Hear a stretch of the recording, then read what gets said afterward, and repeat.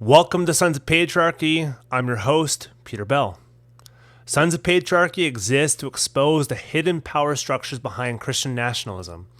Through survivor testimonies, shared storytelling, and honest expert critiques from across the political, theological, and cultural spectrums, we shine light on systems of abuse and authoritarian control principally focused on Doug Wilson of Moscow, Idaho, and the movements he has founded and influenced, as well as across Reformed and conservative churches. Our goal is not just to inform, how did we get here, and what do we do about it, but to spark meaningful conversations in homes, faith communities, and public spaces about what a healthier, freer, and more just society can look like.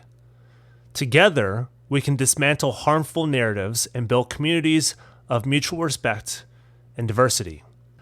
Sons of Patriarchy aims to do what Doug cannot. We will unite people. We do not demand you be like us. We meet you where you are. And while you may not always agree with us, we hope we can agree on this. Churches should be safe. You can find us on all podcasting platforms as well as YouTube, Facebook, Instagram, and X, and sonsofpatriarchy.com. Ad-free episodes, bonus content, listening a week ahead of time on both audio and video, monthly Ask Us Anything specials, and many more perks are available across 5 membership levels at patreon.com/Sons of Patriarchy. Much of the same is available via Apple Podcast subscriptions for $4.99 a month. You can give to this work directly at donorbox.com/sons-of-patriarchy. Exclusive Sons of Patriarchy merch is available at sonsofpatriarchy.com/merch. If you'd like to get a hold of us, desire to interview either myself or co-producer Sarah Bader, or you're a news media agency looking for information on Christian nationalism, patriarchy, Doug Wilson, or anything else we covered in this series, go to sonsofpatriarchy.com/contact. Now, on to the episode. All right, welcome to Sons of Patriarchy. This isn't necessarily a seasonal episode. This is, we'll call it a special episode with a repeat guest, somebody who was on season 1 for How to Rule Your Wife, and in the parentheses, and kids, we had Marissa Burt and Sheila Gregoire on for that episode. We talked a lot about spanking in that episode, which is not a laughing matter. I just say that because that's just what we happen to talk about in parenting and discipline and everything else. I've talked about spanking online more than I ever thought I would in my life. So that's just a reality of these communities. Sometimes, that's if you're not in Christian circles, maybe you don't understand, but this is, oh boy, do we talk about spanking in Christian circles. Spanking kids, and sometimes wives if you're Doug Wilson and everybody else in that group. So if you can introduce yourself again to our audience, and we'll talk about your book, The Myth of Good Christian Parenting, from Brazos Press, which is kind of the subject about this. We'll talk about education and parenting and discipline and all good Christian things. Yeah, that sounds great. Let's get into this. Thank you for having me back and for the work you're doing here. Yeah, my name is Marissa Burt, along with my co-author, Kelsey McGinnis. I've written the forthcoming book. It'll be out October 14th, whenever, depending on when this airs. The Myth of Good Christian Parenting, How False Promises Betrayed a Generation of Evangelical Families. And in our book, we trace the history and development of popular Christian parenting ideas, examine the recurring themes, and consider the impact. And Kelsey and I teamed up to write this. I have a background in theology and parish ministry. I'm the mom to 6 and a novelist as well. And she has a background she's a trained historian and is a writer for Christianity Today who covers their music beat. So we thought together we could kind of bring a useful lens to this topic. We hope that it will resonate with people kind of reflecting back on their own experiences, whether as adult children or as parents, that it would help people who are actively parenting, who maybe want to find a different way forward, and that it would be a help to people like therapists or pastors, spiritual directors, and others who are working with people who are formed in evangelical communities. Yeah. So I won't ask where'd this book come from, because everybody and their mother asked that same question. But what I am curious, because we have a Mm-hmm. very, very mixed audience as Mm-hmm. part of this series. So it's Christians, non-Christians, atheists, Buddha. I mean, you name it, we have some sort of segment of the population. And so some of them are like, yeah, I'm in Christian circles, or no, I've never been in Christian circles. But the thing we keep hearing from non-Christians, like, why do Christians care so much about parenting guidelines, about discipline, about training your child up in a specific way? Most of them are just like, if my kid ends, like, they want their kid to be good. Mm-hmm. That could, I mean, the way that good kind of shapes out in their minds may differ, but they're like, why are Christians so obsessed with Yes. specific parenting guidelines? It is a good question. I think there are a couple specific reasons. And some of it involves looking at what was going on historically and even politically, the beginning of the Christian parenting media empire. And we mark that with 1970. That's the publication of James Dobson's first book, Dare to Discipline, which was a runaway bestseller. It sold a couple million copies in its first few years. By the end of the decade, he had started Focus on the Family, which became a global ministry. And a couple of things are happening here. So I'm going to set the stage, right? Because they recur down through the decades. You have a time of incredible social upheaval and turmoil. So you have the civil rights movement changing mores around sex and gender. You have second wave feminism. And you have, similar to our current moment, maybe, lots of political conversations about law and order and authority in society and ordering society in the right way. So this moment is a moment that James Dobson speaks into with this message that says, look, the problem here is that kids these days are in trouble and need more discipline. And so this is something you parents can do to right the ship in your family and maybe even in your community and maybe even in the nation. So it becomes this appealing promise that takes differing forms over the decades. We can see it in Doug Wilson's teaching. You can see it in a number of other empire builders. But the message was appealing because it pulls on parental fears. A lot of these resources talk about the very bad things that will happen if you don't get parenting right. And it also pulls on aspirations and longings, makes promises for what you can have if you do get this right. And for Christians, when those powerful motivators, those are just powerful motivators for any parent, are paired with spiritual authority, these experts, often self-platformed, who are saying, this isn't my opinion, this is God's opinion. This is based on the plain teaching of Scripture. For devout people, for Christians who have a high regard for Scripture, that's an incredibly compelling message. Whether they are new Christians who say, look, I wasn't raised in a Christian family, but I'm a Christian now and I want to know the Christian way to do this. Or for people who maybe are returning to church when they have children, or for people who are just thinking, I don't want to repeat maybe a chaotic background I came from or what they know of parenting. And here is an expert who they trust, often a pastor, someone in a position of spiritual authority, saying, I will tell you God's way to parent. And in that way, you parent can feel reassured and safe that you are being a good parent, and you can stave off these fears and achieve these blessings. So it becomes a really powerful formula to draw people in. And many of these empire builders were extremely effective communicators and marketers. And so there was an eager audience for their work. They successfully marketed it. And then it kind of became smoke and mirrors, because once you've sold a runaway bestseller, you become a trusted parenting expert. Regardless of your credentials, you become known for that.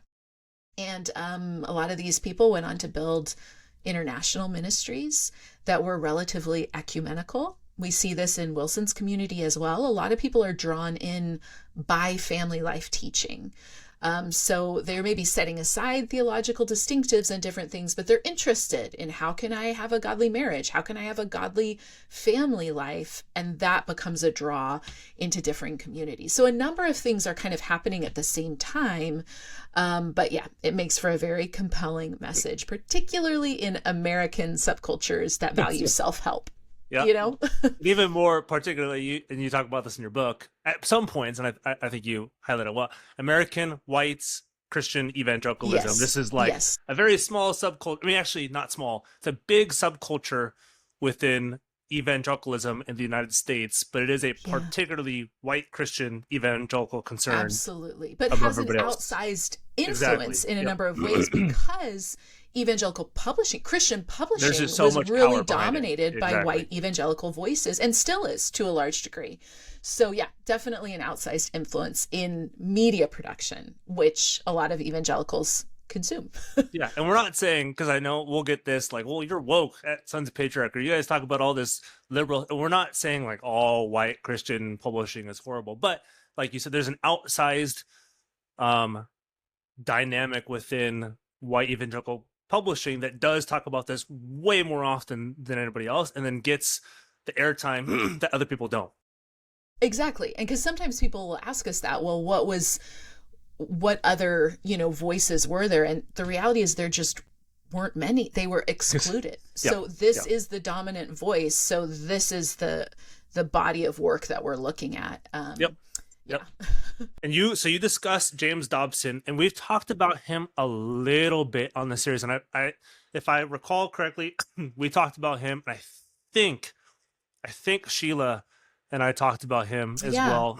But maybe a quick sketch of who Dobson is, because Dobson's a little different than even the modern parenting experts, because Dobson actually has training in some of this stuff, which gave him much more credibility in the 70s and 80s versus today's are like influencers, big social media platforms who have zero training.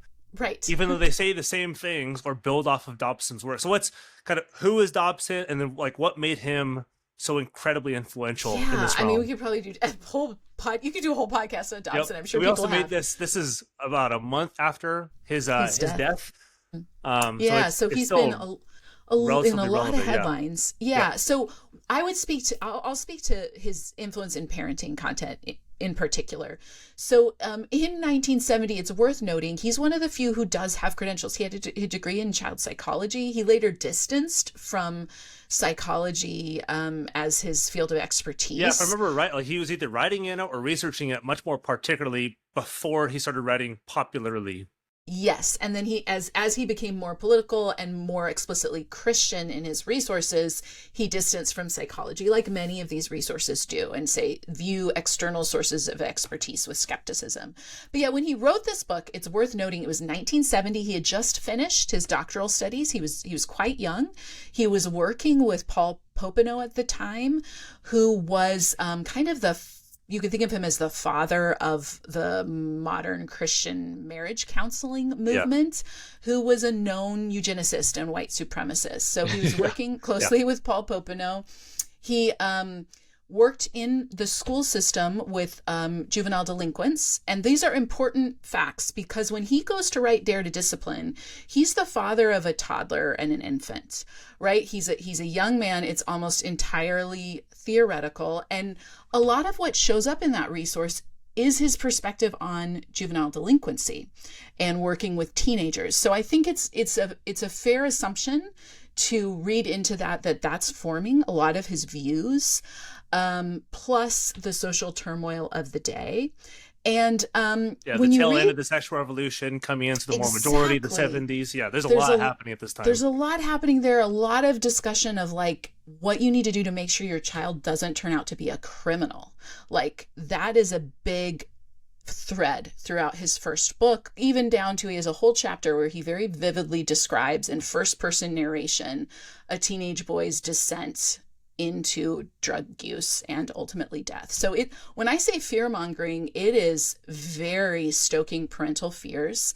And when you read Dare to Discipline, you would be surprised. It's not doesn't come across as Christian in any clear sense.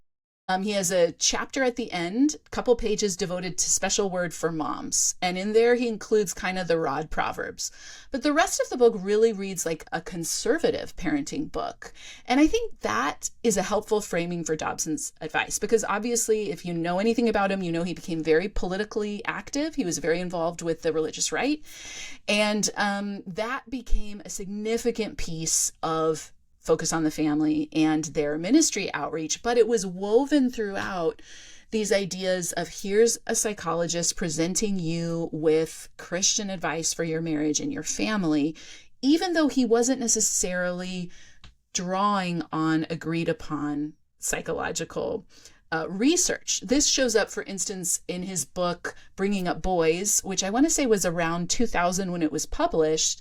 He has a whole chapter in there where he addresses homosexuality and presents Joseph Nicolici, I think is his name, the father of conversion therapy. He presents this as kind of unquestionable, data-driven, research-driven approach, which even at the time, there were differing opinions on that within the field of psychology. And that book has remained unedited to the present day. So a parent picking that up could read that and walk away thinking, this is a valid psychological perspective. It kind of lent him some unearned credibility. He would kind of pick and choose when to foreground this. And certainly for people, like we talked to a few people who lived outside of America who said, receiving these resources in the international community, they genuinely thought he was a medical doctor. That is how it was presented. So when they read his materials about preparing for puberty or something, they thought this is medical advice from a doctor. So he is interesting because his credentials kind of played to some audiences and not to others. It's interesting when you actually read the resources, because you're like, he did have those degrees, but they don't necessarily show up. Masters. I mean, he's got a PhD from University of Southern California, which is not a slouch medical school. Yes, but then when you read it, and especially as they go on more and more, he's not necessarily pulling on those things, or it's very much motivated what he pulls on and what he doesn't. But compared to the other empire builders who follow, many of them had no relevant expertise whatsoever. But it kind of doesn't matter when the framework is, what's the biblical way to parent? Because then people are really looking to the authority of the Bible, not to somebody's degrees or credentials. Yeah, it's and forgive me for not remembering, but so Dobson was never a pastor, never postured himself as a pastor. Mm-hmm. This is a much broader question. I'll start general and then go a little bit more particular. When does it go from kind of radio personality / focus on the family into like, now we're reading pastors who are giving biblical. So it starts from somebody who has his degree, a PhD in psychology, worked at a medical school for some time before starting to publish more popularly and more politically charged work. And then that starts shifting, I think, almost immediately from Dobson. To those who have zero training and just like kind of that little trope. It's like all philosophy is a footnote on Aristotle. It feels like all parenting books are then a footnote from James Dobson. Yeah. So it's fair to say that even before Dobson, there were pastors who maybe would offer some parenting advice. You can find resources where a pastor maybe wrote about parenting. And it's certainly understandable that, historically speaking, in American society, people in a community would look to both pastors and doctors as often the most educated people in their communities, when you're thinking of like the 1800s and things like this, for advice. However, Dobson really is the first one to successfully market this in a very significant way. You all of a sudden see the marketability. So the people who come after him see that this is there's an eager audience for this. And I think what's also happening in 1970 is you have the rise of the nouthetic movement. This is Jay Adams, who wrote the book Competent to Counsel. And he is sort of saying, Christians shouldn't listen to psychologists. The Bible is sufficient and authoritative. It's our instruction manual for life, and we can approach it kind of like a user guide. So that movement is beginning at this time, which I think is an underexplored, significant contributor to a lot of Christian media of the 80s and 90s and to the present day, because these are the people who are then very motivated to say, oh, we can parse this out. we can give people very prescriptive help because of their view on what the Bible was and how to approach it. And no, you don't need to be have any special expertise. The Bible really is sufficient. So then you have people like Gary Ezzo and Anne Marie Ezzo in the late 80s, writing Growing Kids God's Way and what would eventually become Baby Wise, the secular counterpart. They are platformed by John MacArthur's megachurch and all of his radio connections. Yeah, Grace Community, Grace to You, everything else. Yep. Yep. And who are also very committed to the Nouthetic Biblical Counseling Framework. Yep. And so they end up reaching, I think at the peak of their ministry, they claim to have reached over 3 million households, and they had 70,000 churches using their curricula weekly in the US. So they had a tremendous reach. They built church curricula that families could use. And when we heard from churches where going through Growing Kids God's Way was a requirement to getting baptized in the church and things like this. So it had community buy-in. You also have things like Bill Gothard and his Institute of Basic Life Principles are in the water at this time. He's selling out stadiums with notebooks full of how to do family life right. So there's a lot of normalization of this where Christian families and parents are panicked. I hope that can come through to people, because it can be easy to pick up these resources at the distance of 50 years and be like, why would someone listen to this? But the level of, I think, panic that people felt of what could happen if they got this wrong, plus the accessibility all of a sudden to all of these resources promising to tell them how to do it right. Christian radio, Christian satellite TV are kind of gaining traction during this time. So it's kind of a perfect storm for people who generally probably sincerely believed that they were helping other families. We try not to try and evaluate the empire builders' motivations. We don't know what their motivations are. It's probably a mixture of a number of things, but we try and approach the resources in good faith. And so, you have a number of others. You have Ted Tripp with Shepherding a Child's Heart. He built a whole publishing house in the 90s. You have smaller insular communities like Vision Forum, Doug Phillips at the end of the 90s. You have Doug Wilson and Canon Press. And certainly homeschooling subculture became a primary avenue for how people were introduced to these different resources and how they came into these different communities as well, because that would be a specific subgroup of evangelical parents who are especially motivated to get parenting right. So they were consuming and passing around a lot of these resources. And it continues into the present day with Christian influencers. So why Christians, and maybe you can answer this, maybe you can't. You do talk about this topic. I mean, those Christian parenting specialists, quote unquote, tell you there's a problem. Yes. So what is that problem, and why does it just so catch the Christian imagination? And not to say that nobody else outside of Christians cared about it, because I'm sure secular parents cared about it and non-Christians cared about it. But why were Christians so particularly worried about why and how and what resources they use to parent, disciple, discipline, care for, whatever it is? They're like, what is it about the Christian subculture that made it such fertile ground for these resources to proliferate and then shape everything about the Christian parenting kind of structure? Yeah, well, I mean, I think that first belief, the evangelical belief of approach to scripture is key, right? The movement, the inerrancy movement is happening around this time as well. So this idea that this is about, if God said it, I believe it, right? This is a faith declaration in some ways. So that's a key ingredient.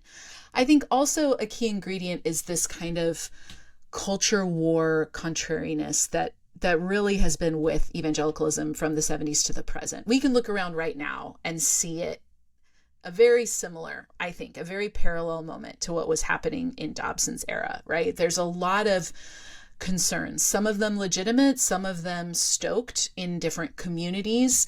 And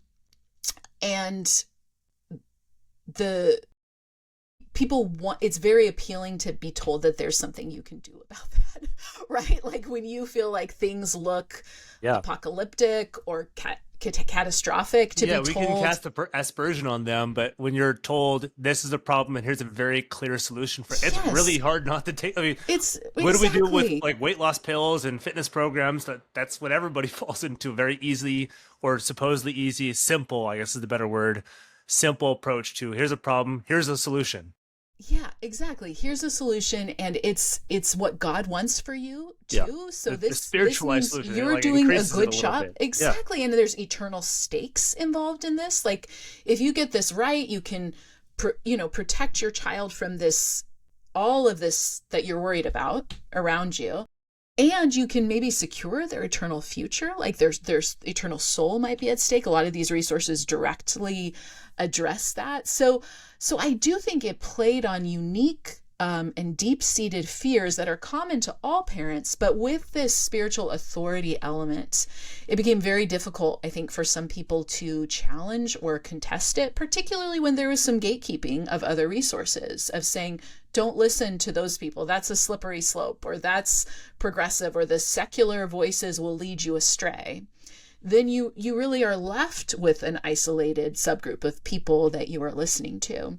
And also, if you did begin to poke your head around and look at other resources, you would find perhaps very different advice that is talking about things like child development or is not as authoritarian in its approach. And to challenge those ideas can challenge some bigger beliefs of the evangelical community, like hierarchies of authority in the household that often were presented as God ordained, or ideas about gender roles, or ideas about submission and obedience, or even ideas about sin and the atonement. They're all wrapped up in these parenting frameworks. So to challenge that really could feel like you were going to just fall right over a slippery slope into free fall.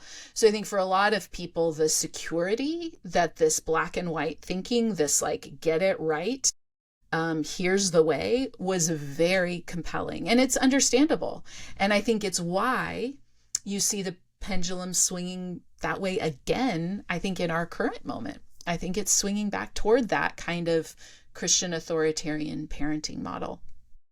Yeah, and you devote at least a chapter to what I'm about to ask, and it is within other chapters as well. You just talked about so both of us are Christians, and we understand sin is a real thing. It's for non-Christian, it's if you do bad, if you do something against God's law, or not the best for what God has. There's a lot of different definitions that people have used for sin. So we don't want to say that sin doesn't exist, because there is evil in the world. It just like depends on what you think that evil actually is. But a lot of this, it seems like, well, the moment your kid is born, he or she is just and Vodi Bakum, as the time of this recording, he was announced that he died yesterday, and he was one of the famous people who say they're little vipers in diapers. And I know he's not the first one or the only one to describe kids this way, but they're described from the very moments as like all they want to do is just mess up your lives. They want to say no. They want to do everything wrong. That all their outbursts is a result of sin. Their anger is a result of sin. Their crying is a result of sin. Their back talk is a result. So everything they do is a result of sin. So can you talk about like how is sin and like development talked about, discussed, researched in these communities, and then how is it reckoned with or dealt with in these resources? Yeah, that's such a key piece of it. So what's fascinating to me as we read and reviewed, over 100 of resources and conference materials and things like that. And what was fascinating to me is how much Christian-y language there is without there being a lot of substance there. And so I want to start my reply with that, because you can pick up a resource as a parent and feel like you are getting something very Christian. But if you kind of try and find what's at the root of that, it's very slippery. So the language of sin will show up a lot, but it's rarely defined. It is assumed that everyone knows what we're talking about. Sin. Children are sinners. People are sinful. Yeah. If there's like any descriptor maybe I've seen that's been like kids are born with original sin or they're born with a sin nature. It's not sin nature. It's not defined, but it's described maybe a little bit more than just like, they're sinners. But they're not. And it's worth noting that historically speaking, I mean, there are differing views over the centuries about what it means to have a sin nature or what original sin means. And certainly when you start talking about how does this show up in regards to children, you have theologians saying different things. One key reason being we don't have a robust systematic anthropology of children in scripture, identifiably so, in the sense of here's how original sin looks in an infant, right? Like you can't find that proof text. So what you have is people bringing their presuppositions to their writing. And most of these people are writing from a more reformed framework or reformed influenced framework. Many of them hold to total depravity. I think that's what you see in the Vipers in Diapers type language, where someone would say, well, from birth, humans are totally depraved. They're not capable of good. But it's worth noting, again, that's a position in the Christian tradition. It is not the only or the definitive position. And that's something in our chapter on sin we try and address, not to try and tell people what the correct approach to understanding sin and atonement is, so much as to say, look, this is a layered and complicated topic that brilliant theologians have disagreed with over the centuries. So the ease with which Christian parenting experts will say, oh, an infant crying for milk in the night is manipulating you because of their sinful nature, or a 7-year-old who has trouble sitting still in circle time has a depraved, sinful heart, or an 8-year-old who is a good, well-behaved child is a wicked hypocrite who's, really filthy on the inside. These are all quotes from books that I'm listing here. That is just so wildly inappropriate, I would say, and not substantiable. But it is very normal across these resources. And the end result, what's downstream of that, is that sin becomes this catch-all bucket for any behavior a parent doesn't like is categorized as sin. So whether that's, yes, a child who won't sleep when you would like them to sleep, or a child who is whining, or a child who is tantruming, or a teenager who is attempting to differentiate, whatever it may be, it is perceived as sin. And this is problematic, one, because it's not true, it's not substantiable. But also what it does is it sets up this antagonistic relationship between parent and child.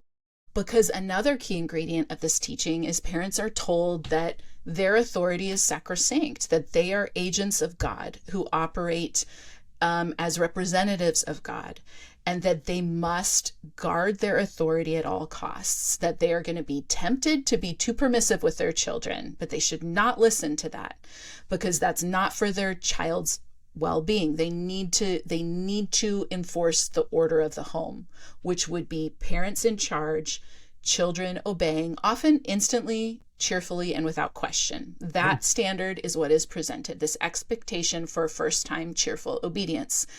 So at that point, you have given parents a framework where there's little room for them to have any self-examination, to say, well, maybe this is just a hard moment. Like, yes, I would like my baby to sleep through the night, but they're not capable of that. And that's frustrating and hard. And I'm having a hard time, right? There's no space for parents to be human. Yeah. And it also incidentally dehumanizes children. It assigns them these adult sin motivations.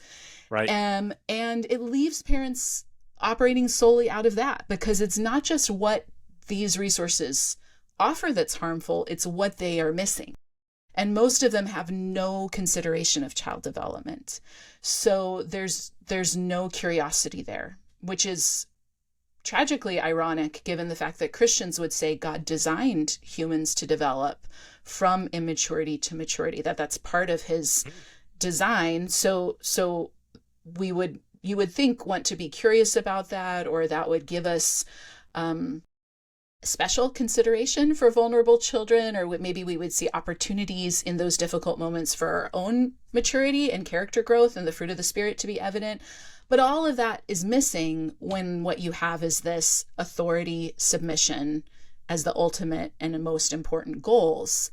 And when we say this teaching betrayed entire families, we have this in mind, because if that's what you believe and what you faithfully apply, whatever your intentions, you end up training the whole family into this system that frankly is out of alignment with the way and teaching of Jesus. It's a system that's in alignment with lording it over and of empire building in that sense. And once you throw spanking and corporal punishment as the means to secure compliance into the mix, it becomes incredibly dangerous advice that ended up for many people enabling abuse.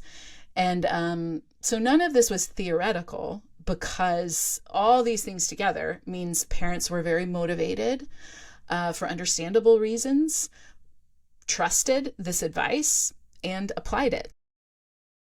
Yep.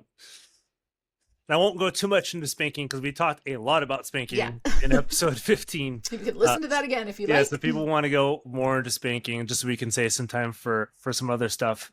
In this episode, something that you said just now struck me, and use this kind of as a jumping off point. But a lot of these resources, even though they won't say, but it does come across like they just kind of eschew any kind of developmental standards, any kind of developmental science research.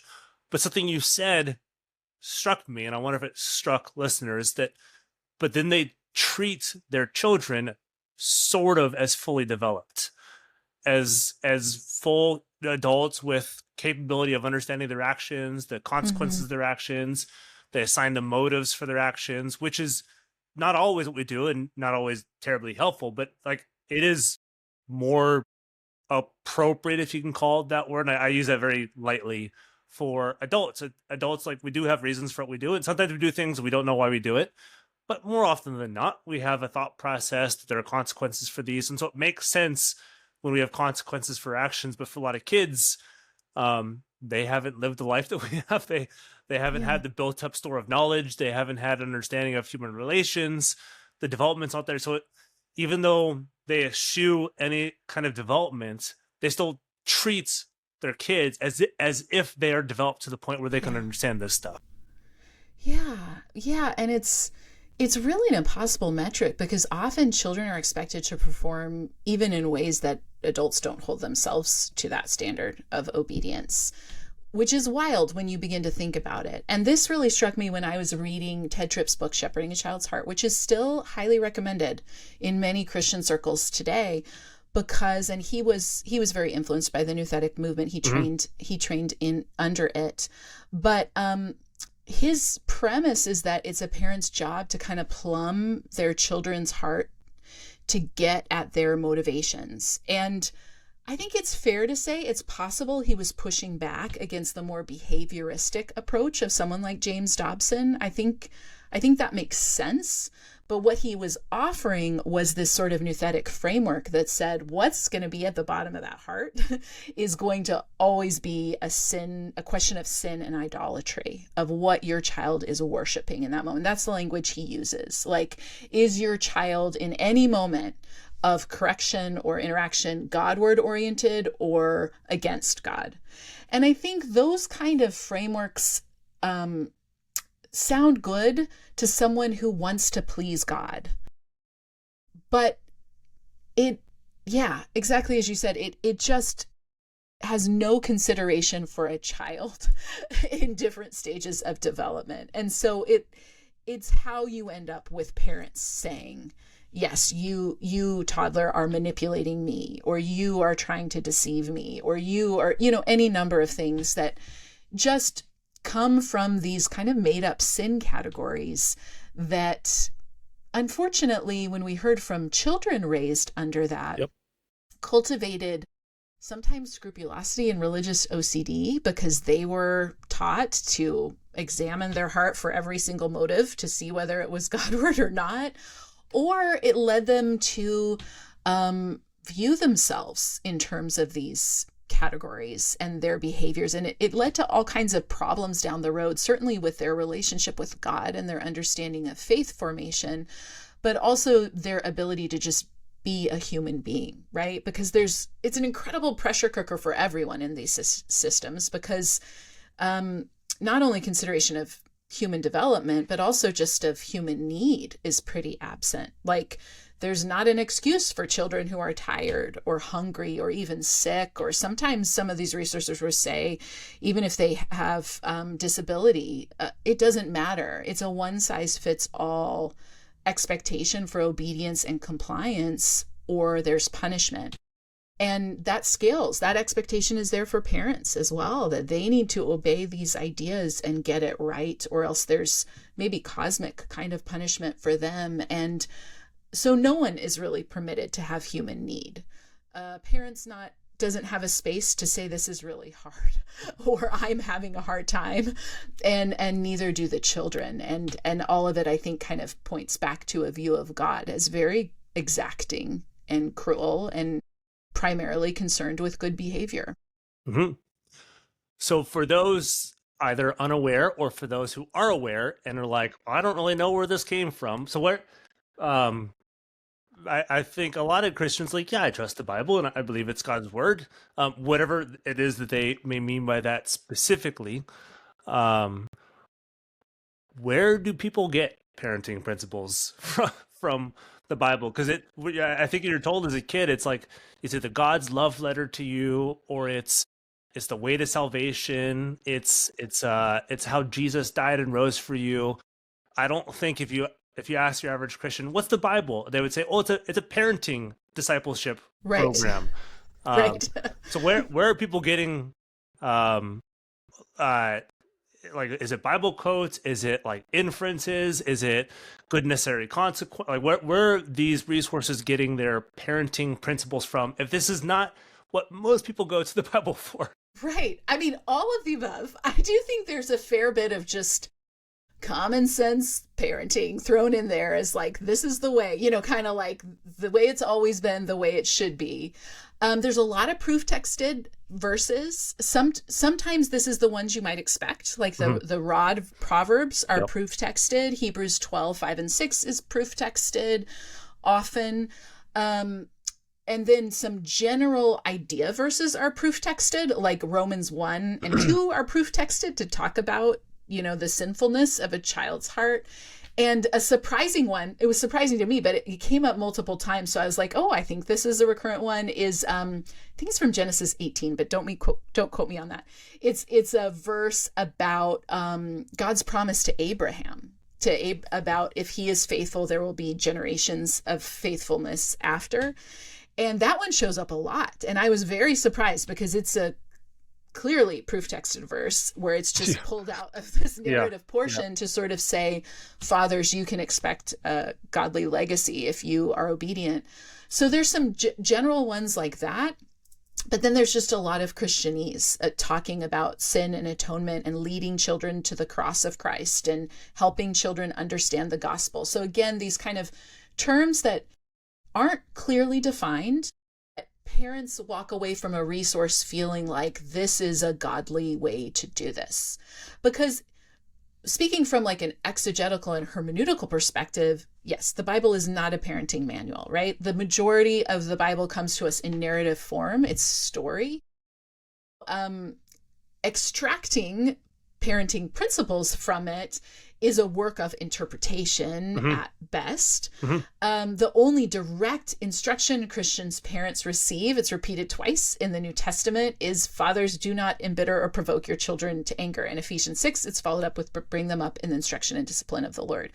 That's it for explicit parenting advice. So we will often say, there's tremendous freedom for the Christian parent to explore methods and approaches in different seasons that suit their temperament, that suit the temperament of their children, because there isn't a one-size-fits-all way. And to approach scripture like that, I think, is a problematic interpretation. And especially since the kind of relational principles Christians are given do apply to children. When you're talking about like the one anothering verses, those apply to parents and children, to be forbearing, to be patient, to be compassionate, to restore the one who sins gently.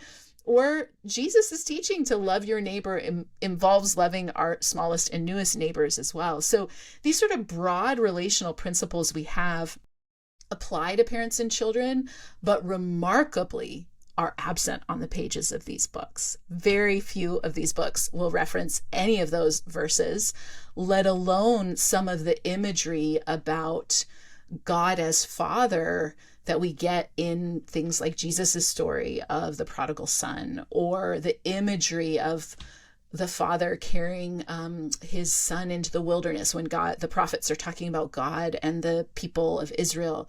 So some of these tender parenting imageries are never referenced, which is, I think, quite revealing. The ones that are chosen are almost consistently the proof texted verses surrounding spanking, are the most common Bible verses that show up in these resources. So those are the Bible verses. Like I mentioned earlier, there's some theological stowaway doctrines that show up in ways that really undergird a lot of this. And then there's just some general evangelical ideas, like complementarianism really influenced a lot of these resources. The idea that fathers are priests in the home, that sort of have a kind of spiritual authority that was in a lot of evangelical resources at the time from people like Elizabeth Elliot and others. These show up in the resources. So they're kind of just in the water, even though they're never outlined. There's never like a lot of proof given to why. It's kind of just stated as fact. Like, this is God's order for the home. So I don't even know how to categorize that, because Yeah. it's, I think if you read it, you think, oh, this is Christian, but you're kind of, if you're reading critically, you're kind of like, where, how, what is the reason they're giving? And they just never give a reason. Yeah. Yeah. And again, you said this in the book, and it's easy. I mean, we are ensconced in the Christian subculture, right? Fortunately and unfortunately, there's some good, there's some great parts of it, and there's some confusing, perplexing, and some downright horrifying parts of it. But there is something to say, like, the moment a book says the Christian parenting guide, our brain just turns off and says, like, all right, just give it to me. This is what I want. And whatever, as long as you preface it by saying the Christian guide to whatever, we just kind of assume that this is going to be Christian. And so we can trust whatever they say, hook, line, and sinker, as this is gospel truth. If it comes from a pastor's mouth, it must be true. Yeah. Well, and some of them were saying it directly. They will preface their books by being like, this isn't my authority. This is the word of God. This is the plain teaching of Scripture. Comes with God's authority. And so, I mean, they're directly claiming that.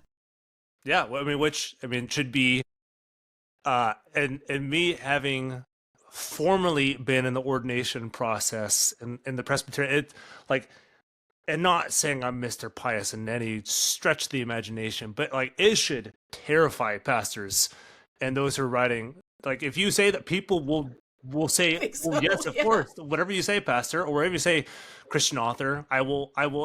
That is a depth of authority that I don't think some of these people take honestly all that serious. I mean, they know they have authority, but I don't think they understand whatever they say is gold to those who read these books. Right. And it is time for, I think, a collective reckoning with this too, because one other downstream effect of that is Christian communities enabled this. Like, what was happening, yes, in individual families varied according to families, and there is accountability for the people involved, the parents involved there. But Christian communities enable this by offering this teaching, suggesting it was biblical, holding these classes for parishioners and people in their churches to come to, and bolstering it. And downstream of that is shipwrecked faith, because all of this was done in the name of God. Once you put those sort of labels on it, it's done in the name of God. And sometimes directly and indirectly, catechesis is happening alongside these practices. And many adults reflected back how this formed their view of God, how they left the faith altogether because of the impact, or perhaps they are in a very complicated relationship with their faith, because being in Christian communities is incredibly triggering. Many described panic responses and somatic responses because of this. And we're very used to those responses. Yep. Very much so. Yeah. Yeah. So a few concluding questions. One of them, this refers to something you said very early on, and there was a rather famous email at the end of 2023 from Ken and Press talking about Doug Wilson's family, and he has never had an apostate in I don't know how many generations, which like 4 or 5, right. Yeah. And B, the secret sauce or something. Secret sauce. So there is this promise, and like you said, it's not just like, well, this might happen. They don't, as far as I know, and again, correct me if I'm wrong. As far as I know, there's no like, there might be some, but there's very little tempering expectations and saying like, hey, we're giving you good principles. These might work. These might not. It's just my opinion. Yeah, just there's my very opinion. little disclaimers. Kind of like how we understand the Proverbs. Like the Proverbs can sometimes sound very, not frustrating, but like almost black and white. And so like you said, you understand the narrative structure, the poetic structure of it, and what it's doing, what it's trying to do. But some of these resources just straight up say, like, your kid will be a Christian and will experience all sorts of blessings in their life. What do they do when it doesn't happen? It's like, hey, this is like, we straight up promised you 30 years down the road, your kid is not a Christian, hates his or her life. Do the parents just say like, well, we screwed up, or they screwed? Like, how does that even work for some of these things? Well, and it's a good question, because these are very short-term focused resources. I think the person picking them up does not envision down the road beyond hoping that promise is right. I think you see a number of different things. Doug Wilson has directly said, oh yeah, the parents who did it wrong should be ashamed. He makes no bones about it. He very much he says you should not reach out with compassion and empathy to parents whose children have walked away. And he has mentioned how his father had said if any of his kids left the faith, he would step down from ministry, and he has said the same. So there's some versions of this where there's incredible pressure on children to conform, which tracks with all the framework that has used coercion to get compliance. And so I think you will have, those corners of the Christian parenting resource library would say, it's parental fault, it's user error. Other corners, there are a few resources. There was one, Kelsey read it, I can't remember what it was called. I think it was called The Hurting Parent. There are a few that name, like, sometimes this doesn't work out and we don't really know why. Sometimes there is hidden in there a blaming of the child, right? Because if hard-hearted, there's nothing you can do about it. Prodigal, something like that. Because if the resources are based on God's word, well, then they can't be questioned. Exactly. So it's user error. It's either the parent applied them incorrectly, or there's something uniquely wrong with you or your child that they didn't work. So there's a lot of shame and isolation, I think, for people who discover that they don't work, which we hope that our work will help free some people from that shame and isolation, because I think, having read so many of these resources, in a number of ways they are recipes for impaired relationship and inauthentic connection. Like, that is the fruit of forced compliance year after year, of detachment in your parenting and things like that. It does bear that kind of fruit. But yeah, I think usually people are blamed. Sometimes God is blamed. I mean, I think sometimes these things are so wrapped up with ideas about God that people will say, I don't want anything to do with God. Like, that didn't work and that was abusive and that's him. So sometimes, but I think most commonly it's the parents or the children who are blamed. Second to last question, and very related to what happens when it does work? And I don't mean that as in like the kid becomes and that may happen. The kid becomes super godly, holy, and all the things that the parents are promised, which is fantastic. I doubt it, but it's fantastic. But for those where the kid doesn't apostatize or doesn't stray from the faith, but like, I'm using scare quotes for those who are listening on audio, it does work, and it works really well on them, where they are terrified of leaving the faith. They're terrified of doing anything that will look down. So what happens to them down the road where like this system, quote unquote, did work? Right. Yeah. Well, and I think for a lot of people, it appears to work in the short term, particularly when children are young and you can force compliance. Parents look at their cheerfully compliant children and kind of believe their own press, so it does kind of kick the can down the road. So my first response would be like, well, I don't know if you can do that tally on it working until you've like finished the parenting course here, because a lot of people described kind of like delayed individuation and differentiation, and discovering things in their 30s and 40s is when kind of the receipt comes due for some adult children. I think for some it can work if their ideological goals end up aligning with this, right? If they are still in communities that are high control, that rely on these structures of authority, that can feel like it works. Also, it's worth saying that individual families applied this in different ways. So sometimes parents mitigated or exacerbated this in different ways. So we did encounter people who were raised with some of these things and don't feel particularly traumatized, have a healthy relationship with their parents. And probably the credit for that is due to temperament and their parents' ability to mitigate the harm of some of this teaching and apply it.